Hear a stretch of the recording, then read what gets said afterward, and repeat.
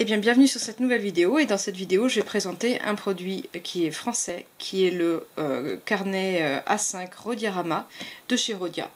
Alors Rhodia, c'est une entreprise française qui a été fondée en 1934 et qui a été rachetée par Clairefontaine, qui est une autre entreprise française, en 1997. Et donc Rhodia, on les connaît surtout pour leurs carnets noirs et orange, pour leurs blocs, mais ils font aussi toute une collection qui s'appelle Rhodiarama, qui est très colorée et qui est très sympathique. Alors je vais faire donc le commentaire de celui-ci. Niveau format, on est sur quelque chose qui se rapproche plus du A5 que le Moleskine. On voit bien que ça déborde ici. Le Moleskine est un format beaucoup plus court que le A5. Et donc si on compare avec une feuille pliée en deux, qui nous donne normalement le A5, on a juste quelques millimètres sur le côté en plus. Voilà, donc ça nous donne quand même quelque chose qui est plus proche du A5. On a 192 pages, ce qui lui donne une certaine épaisseur, mais c'est un carnet qui est bien équilibré. Alors au niveau des couleurs, cette collection offre vraiment plein de couleurs. Moi j'ai choisi quelque chose quand même d'assez sobre, qui est un peu couleur chocolat au lait. Je ne me souviens plus du nom de la couleur parce qu'on me l'a offert tout simplement. Et une bande élastique safran qui vient contraster, qui est vraiment un excellent choix de contraste, je trouve. On aurait pu avoir quelque chose de rose également sur ce type de couleur. Alors la couverture est très douce, elle donne un aspect assez luxueux, un peu aspect cuir. Il y a une espèce de rendu sur le papier. Alors c'est bien du papier, hein. On le sent bien d'ailleurs au toucher que c'est du papier, mais c'est un papier qui va avoir un peu une allure de papier peint avec des textures et qui va donner cet effet très élégant. Et d'ailleurs c'est quelque chose d'assez épais également. La caractéristique du Rhodia, c'est vraiment une couverture assez épaisse, ils doivent rajouter une couche un petit peu en dessous. Et une autre caractéristique de chez Rhodia, c'est le fait qu'ils mettent leur logo sur l'avant, alors que la plupart le mettent en bas à l'arrière, et de manière à ce qu'il soit plus discret. En même temps, le logo Rhodia n'est pas désagréable avec ses petits sapins, donc moi ça me dérange pas du tout qu'il soit à l'avant.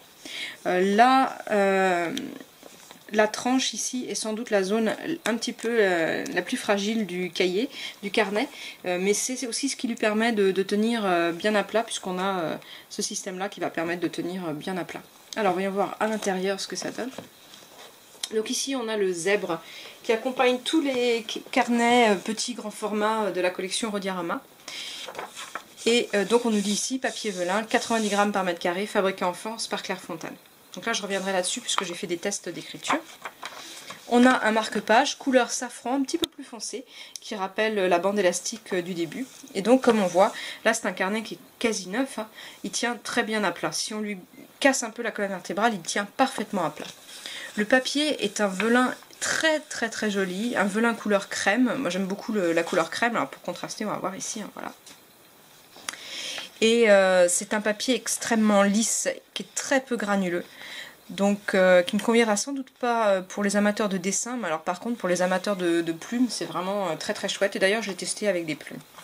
Voilà, à la fin on a une petite pochette papier qui devrait faire l'affaire, qui a alors un point important qui ne va pas jusqu'au bout ici.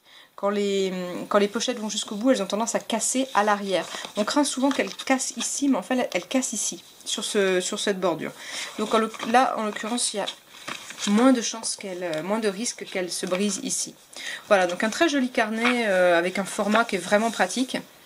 Et j'ai fait quelques tests d'écriture, alors avec un crayon plume, parce qu'il me semble que c'est vraiment la plume qui va profiter vraiment de ce carnet, et ce sont les amateurs de stylo plume qui vont l'utiliser davantage. Tout en haut, on a un test d'écriture avec un Lamy Safari basique. Donc ça c'est quelque chose qui ne va pas mettre trop à l'épreuve le papier.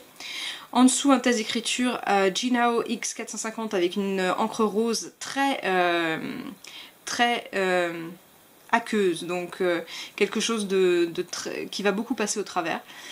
Un encre bleue qui a un peu les mêmes propriétés, une noire et une verte un petit peu plus légère comme celle du Lamy Safari, et enfin 3 encres de chez J. Herbin, Orange Indien, Lierre Sauvage et Poussière de Lune, qui sont des encres un petit peu plus exigeantes en termes de papier.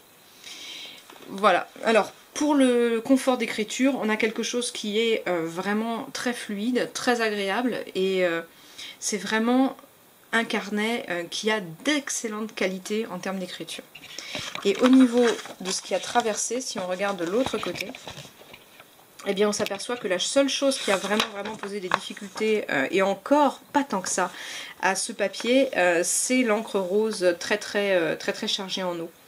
Mais pour le reste, quasiment rien qui passe au travers. Si on regarde sur le Lamy Safari, on peut très bien écrire des deux côtés sans aucune gêne. Parce que là on est quand même en transparence là, hein. Voilà, donc en gros, vraiment très satisfaisant ce carnet sur tout ce qui est encre, tout ce qui est crayon plume. Voilà, donc pour moi, clairement c'est un des plus beaux carnets que j'ai eu l'occasion d'essayer. Je l'aime beaucoup parce qu'il est à la fois simple et élégant, il est bien pensé pour tous les utilisateurs et il est de très bonne qualité pour un prix qui est tout à fait abordable, c'est-à-dire que là on a un rapport qualité-prix qui est vraiment excellent avec ce carnet qui est très joli et la collection offre plein de couleurs très intéressantes. Voilà. Autrement, pour information, donc celui-ci je l'ai eu à Noël, je l'avais demandé. Et puis j'avais également demandé le Rhodia Web Notebook, qui est apparemment qui est encore au-dessus en gamme pour les amateurs de stylo plume.